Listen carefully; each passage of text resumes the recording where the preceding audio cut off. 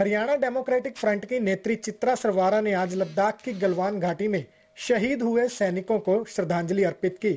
वहीं इस दौरान चित्रा सरवारा ने कहा कि विपक्ष में रहते हुए चाइना को लाल आंखें दिखाने वाली सरकार आज सत्ता में है, लेकिन अब चीन के साथ जमकर व्यापार किया जा रहा है।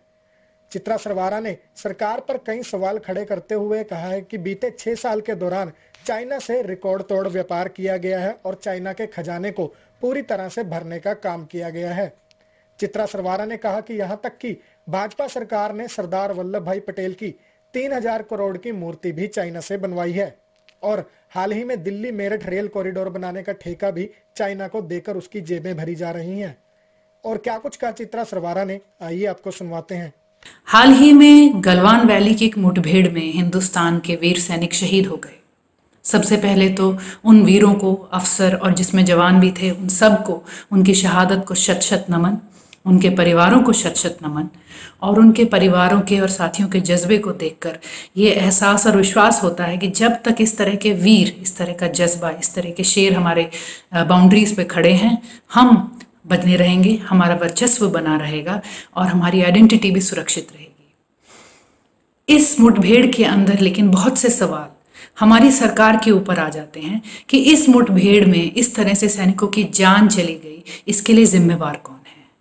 और चाइना के साथ जो एक हमारे देश की लड़ाई है, वो सिर्फ एक बॉर्डर पर नहीं है, एक आर्थिक लड़ाई भी हमारी चल रही है जिसके अंदर चाइना हमें पछाड़ रहा है।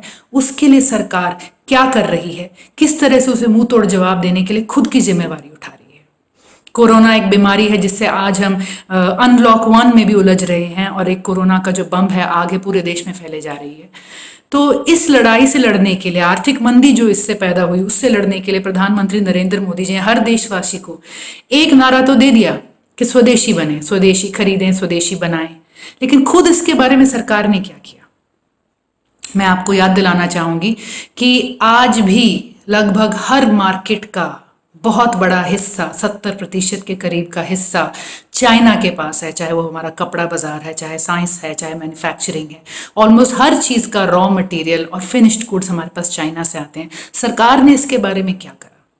व्हाट्सएप पे बहुत से मैसेज चल रहे हैं कि अगर हमें चाइना को हराना है तो सिर्फ बॉर्डर की लड़ाई पे हमारे वीरों को शहीद नहीं होना होगा, हमें अपनी आशाओं को भी थोड़ा शहीद करना पड़ेगा। और वो सस्ता और अट्रैक्टिव जो चाइनीज माल आ रहा है उसे अगर हम खरीदना बंद कर देंगे तो हम कहीं ना कहीं चाइना को हरा सकते हैं। और यही सोचकर भोली भाली जनता सोच रही है कि शायद कुछ दिवाली की लड़ियां और दिए अगर हम नहीं खरीदेंगे तो चाइना को एक आर्थिक झटका लगेगा।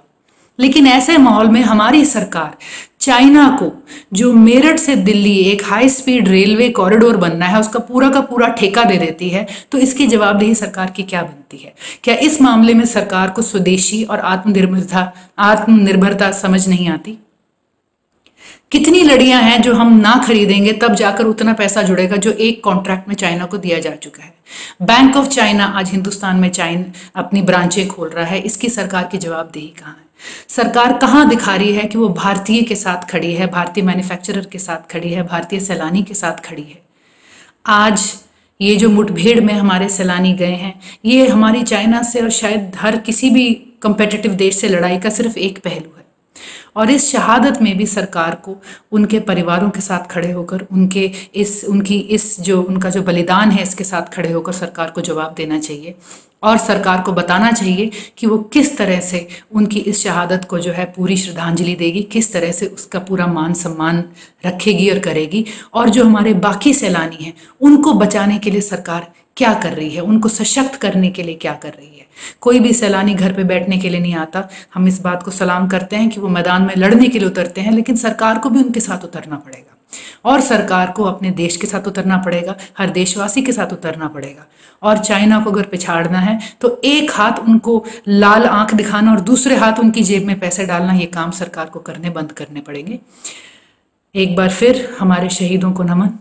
और हमें बहुत दुख है और हम आशा करते हैं कि किसी भी तरह से ये जो टेंशन एस्केलेट हो रही है, इसे कोई भी दुनिया का देश अफोर्ड नहीं कर सकता, इसे बढ़ने नहीं दिया जाएगा। और हिंदुस्तान में हमारी शक्ति को इस तरह से सुदृढ़ किया जाएगा, हमारी सेना को इस तरह से सुदृढ़ करा जाएगा कि कोई आइंदा हमारे ऊपर आंख न उठा सके।